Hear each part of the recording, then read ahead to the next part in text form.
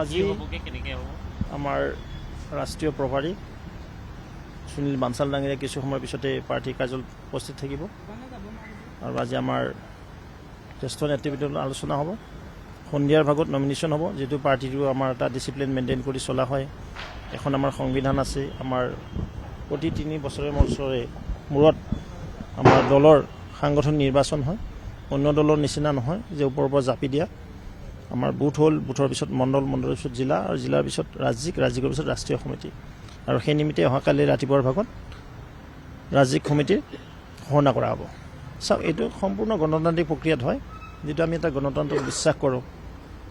গণতান্ত্ৰিক প্ৰক্ৰিয়াৰ হয় আমাৰ ইয়াত নমিনেশ্যন হ'ব, নমিনেশ্যন পিছত স্ক্ৰুটেনি হ'ব, তাৰপিছত অহাকালি ঘোষণা কৰা হ'ব।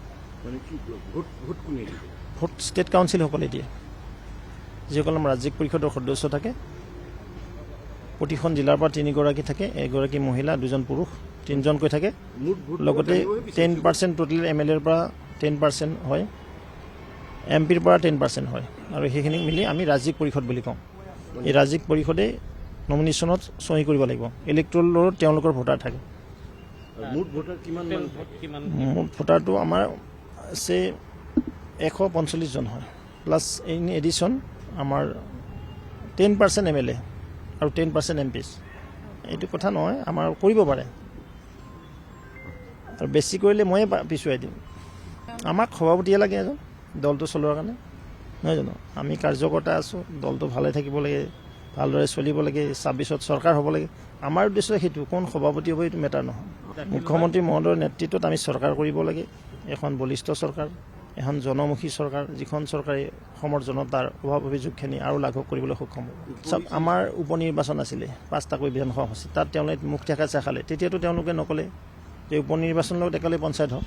উপ নিৰ্বাচন হৈ যোৱাৰ ইমিডিয়েট পঞ্চায়তৰ আমাৰ কুচকাৱাজ চলিল, আৰু তেতিয়াই তেওঁলোকে কেছ কৰিলে কংগ্ৰেছৰ এজন জ্যেষ্ঠ নেতাই, যাৰ কাৰণে কেছটো ভেকেট নোহোৱাৰ কাৰণে মহামান্য আদালতৰ জাজমেণ্টটো নোহোৱালৈকে পঞ্চায়ত পাতিব নোৱাৰে বুলি যিহেতু কোৰ্টৰ পৰা এটা আমি পালোঁ, আৰু সেইমতে সৌখিনা ততাতৈয়াকৈ যদিও জাজমেণ্টটো আহিলে, কিন্তু সময় খুব তাকৰ আছিলে, যিহেতু এতিয়া ইলেকশ্যন নহয়, পৰীক্ষাৰ এক্সামিনেশ্যন বতৰ আহি গ'ল। আৰু গাঁওবিলাকত যেতিয়া ল'ৰা ছোৱালীয়ে ষ্টাডি কৰি থাকিব, সেই মুহূৰ্তত যেতিয়া গাঁৱত মাইক বাজিব, শ্লোগান দিব, তেতিয়া এটা পৰিৱেশ বিনষ্ট হৈ যায়। আৰু সেই নিমিত্তে যিটো 15 ফেব্ৰুৱাৰীৰ পৰা ইলেকশ্যন হ'বলৈ গৈ আছে, বা 15 ফেব্ৰুৱাৰীৰ পৰা আমাৰ পঞ্চায়ত ইলেকশ্যনৰ আগতে গোটেই পৰিৱেশটো বিনষ্ট হ'ব এক্সামবিলাক যদি হয়।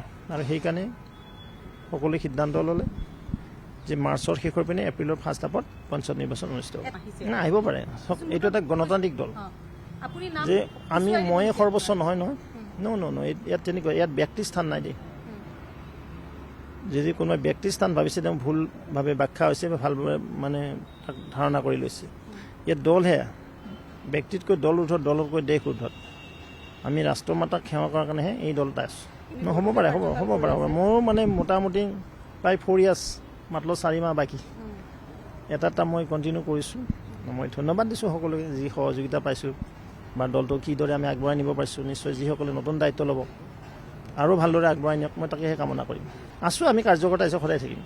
মই ক'লো নে, মই এজন কাৰ্যকৰ্তা, নকৰিব পাৰোঁ, সেইটো কথা নহয়। থাকিলেও দলে ইমান সন্মান দিলে, নহয় জানো? সভাপতিৰ নিচিনা পদ দিলে, আৰু কি লাগে আমাক? মন্ত্ৰী হ'লোঁ, 2বাৰকৈ বিধায়ক হ'লোঁ, আকৌ বিধায়ক হ'ম। হ'ব পাৰে, ৰাজ্যিকৰ ক্ষেত্ৰতো আহি যাব পাৰে। আহিলেতো আমি বিধানসভা খেলিব লাগিব না। এতিয়া ৰিটায়াৰমেণ্ট ল'ব হোৱা নাইতো ন।